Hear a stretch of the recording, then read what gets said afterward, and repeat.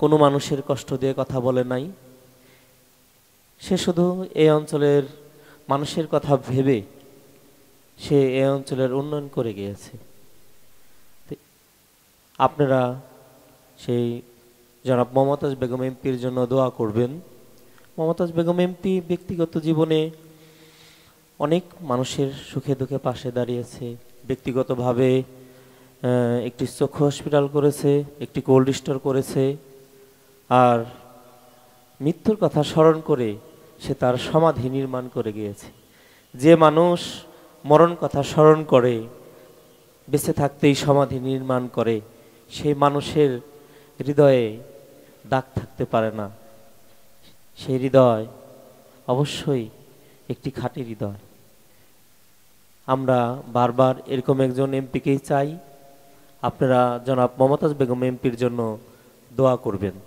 আর আপনারা জানেন মাননীয় প্রধানমন্ত্রী ওনাকে মনোনয়ন দিয়েছে নৌকা মার্কা। আর নৌকা মার্কা তো এই আমাদের মার্কা।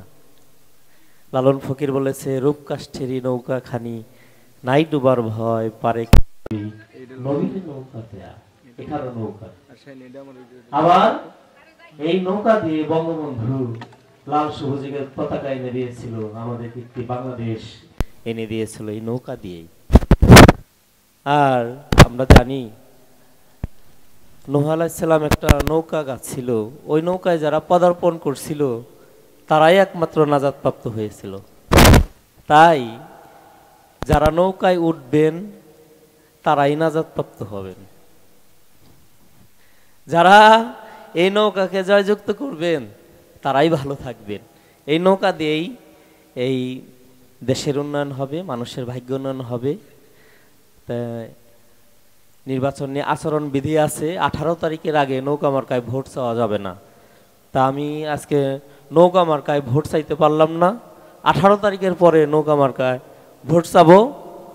তা এখন জনাব মমতাজ বেগম এমপি আপনাদের সম্মুখে দু একটি কথা বলবে। সকলকে ধন্যবাদ। জয় বাংলা, জয় বাংলা।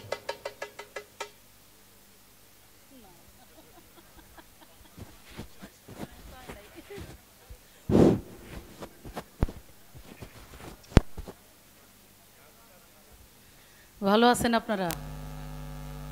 আপনারা এত নীরব হয়ে থাকলে তো সমস্যা। যাই হোক, আসলে বাউল গান তো একটু নীরবতার সাথেই শুনতে হয়, এটাই হলো এই গানেরই নিয়ম। কোথায় বাড়ির কোনার ভিতরে পিছনে কোথায় কথা কয় সেটাও আবুল সরকারের কানে যায়। তাহলে বুঝেন যে কতটা মনোযোগী হইতে হয় এই গানটা গাইতে এবং শুনতে।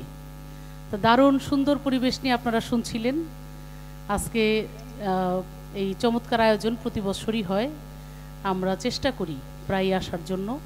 তা আজকে এত সৌভাগ্য যে বাংলাদেশের সবচাইতে সুরেলা এবং চাইলেও যারা বেসুরে গাইতে পারে না এরকম দুইজন শিল্পী আপনাদের মাঝে, বাংলাদেশের সেরা দুইটা শিল্পী। আপনারা আমার মনে হয় উঠাও উচিত না আজকে স্টেজ থেকে।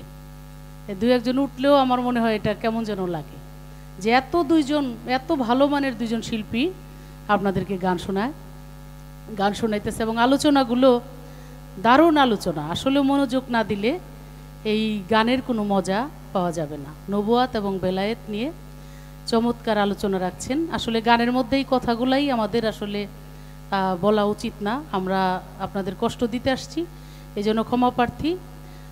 আপনারা জানেন ইতিমধ্যেই আমাদের পৌর মেয়র আবু নঈম বাশার আপনাদেরকে কিছু ইঙ্গিত দিয়ে গেছে, সরাসরি ভোট চায় নাই।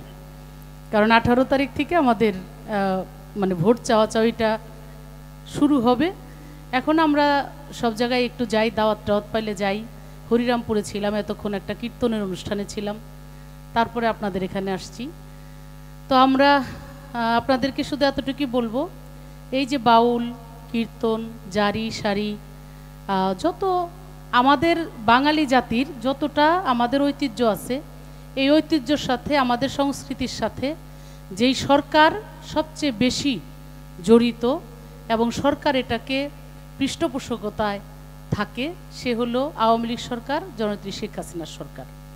আমি যখন পালাগান, দাদার সাথে তো অসংখ্য পালাগান আমার এক সময় হইতো, আর আবুল সরকার তো আছেই, আমরা একসাথে মানে যখন যে পালাগানের যে একেবারে একটা দারুণ একটা চমৎকার সময় ছিল আমাদের, আমরা টিকিট প্যান্ডেল পালাগানও করতাম, এইরকম একটা অবস্থা ছিল।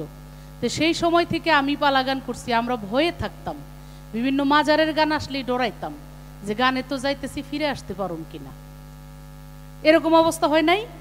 বোমা টোমা মাইরা গানের মানে 12টা বাজায়া মাজার উড়াইয়া দিব, এই করব সেই করব, নানান কাহিনীর মধ্যে আমাদের পড়তে হয়েছে।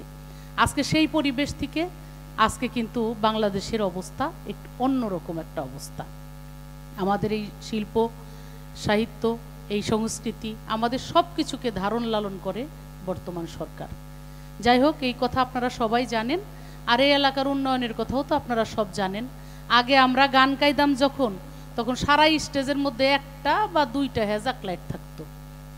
একটা হেজাক লাইট থাকলে কি মুশকিল চিন্তা করেন, বয়াতে একটা খারাইছে, ওই সময় মনে করেন হেজাক লাইটের ওটার নাম যিনি কি কয়, মেন্টল না কি কয়, ও যাইতো পইরা, নাইলে পাম নাই, ওই কতক্ষণ খাড়া করে আবার পাম দিয়ে তারপরে আবার ও টাঙ্গাইতো, তয় গান শুরু হইতো।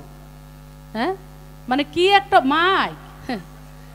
আমরা যে সারা জীবন কত খালি গলায় গান গাওয়া লাগছে, আর মাইক যেটা ওটা ওর চাইতে ভালো মাইক দিয়ে মালাই বেছে মানুষে। এই টাইপের অবস্থার মধ্য দিয়ে কিন্তু আমরা শিল্পী হইছি, গান গাইতে পারছি। আজকে তো আধুনিক ব্যবস্থা, ইলেকট্রিক আছে দেখে আজকে প্যাড ড্রাম বাজে, কত ইলেকট্রিক যন্ত্রপাতি বাজে, কত কি হয়েছে। আমাদের সেই অবস্থাটা ছিল না। আজকে সারা দেশের অবস্থা ভালো হয়েছে, ঘরে ঘরে বিদ্যুৎ গেছে, আজকে শহর অঞ্চলে গান গাইতে গেলেও সেইখানেও কারেন্ট আছে। তাইলে দেখেন, রাস্তাঘাট সুন্দর হয়েছে, ব্রিজ কালভার্ট হয়েছে, স্কুল কলেজের ভবন প্রচুর। আমি এই উন্নয়নের কথা শেষ করতে পারবো না। আর হরিরামপুরবাসীরা তো জীবনই পাইয়ে গেছে, যে জীবনে কতবার যে গোবারই ভাঙছে, আল্লাহর ইচ্ছা শেখ হাসিনার দয়ায় আমি এখানে হাত দিয়া আজকে শত কোটি টাকা ব্যয় করে তাকে ভিটা মাটিটা রক্ষা করে দেওয়া হয়েছে। এই কৃতজ্ঞতাই তো শেষ করতে পারে না। যাই হোক, অনেক কথা। আপনারা শেখ হাসিনার সাথে থাকবেন। 7ই জানুয়ারি নির্বাচন, আপনারা জানেন এই দেশে শেখ হাসিনা প্রধানমন্ত্রী হইলে আমরা সুখে শান্তিতে সবাই ভালো থাকতে পারবো। যে যা কর্ম করি, কোনো সরকার আপনার বাড়িতে এসে দুধ ভাত খাওয়াই দিব না, কোনো সরকার আপনার বাড়িতে যায় বোয়াল মাছ দিয়ে আসবো না। কিন্তু আপনি যদি একটু কাজ করে, আপনি যদি ভালো পরিবেশ পায়, আপনার সন্তানটাকে যদি একটা ভালো স্কুলে পড়ায়া আপনি মানুষ করতে পারেন, আপনি সুন্দরভাবে চলতে পারেন, এইটাই তো সরকারের কাছে চান নাকি? এইটাই সরকারের কাছে চাওয়া, আর কিছু না। সেই সরকারই হলো শেখ হাসিনার সরকার। আপনারা শেখ হাসিনার সরকারের পাশে থাকবেন। 7ই জানুয়ারি আপনারা নির্বাচনীমুখী হবেন, ভোট কেন্দ্রে যাবেন, কারো কথা শুনবেন না, আপনার ভোটটা আপনি দিবেন, আপনি ভোট কেন্দ্রে যাবেন, এই আশাবাদ ব্যক্ত করে এই তুমি কও সালাম জানিয়ে, আমি তো চাইতে পারবো না বলে বাসার কইলো, তাই তো কিছু কই না। আচ্ছা ঠিক আছে। এই গান যে গান হইতেছে, এই দুজনের গানের মধ্যে আমার গান চলে না। আমি প্রতিদিন ক্যাস ক্যাস করতে করতে এই গলাতে ভাত খাওয়ার অবস্থা নাই, আর গান গামু কেমনি কন্ত দেখি। আমাদের শাহ আলম ভাই, শাহ আলম সরকার, সে তো আবার অনেক গান আমার জন্য লেখে। তো এইবার সেদিন আবুল সরকারের বাড়িতে গেছি, যাইয়া দেখি গান হইল আমাকে মুক্তা সরকার আর হইল শাহ আলম সরকার। তা আমারে দেখা শাহ আলম সরকার কয়, এমপি যখন আইছে তাইলে গান একটা ওনারে নিয়ে এই গাম।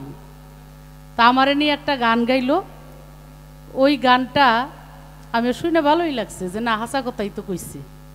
তা না, আমি তো আর আমার নামে গাইতে পারি না, ওই গানটা একটু ঘুরে ফিরে নেত্রীর নামে গাইতে চাই, যদি তোমরা সহযোগিতা করো আর কি।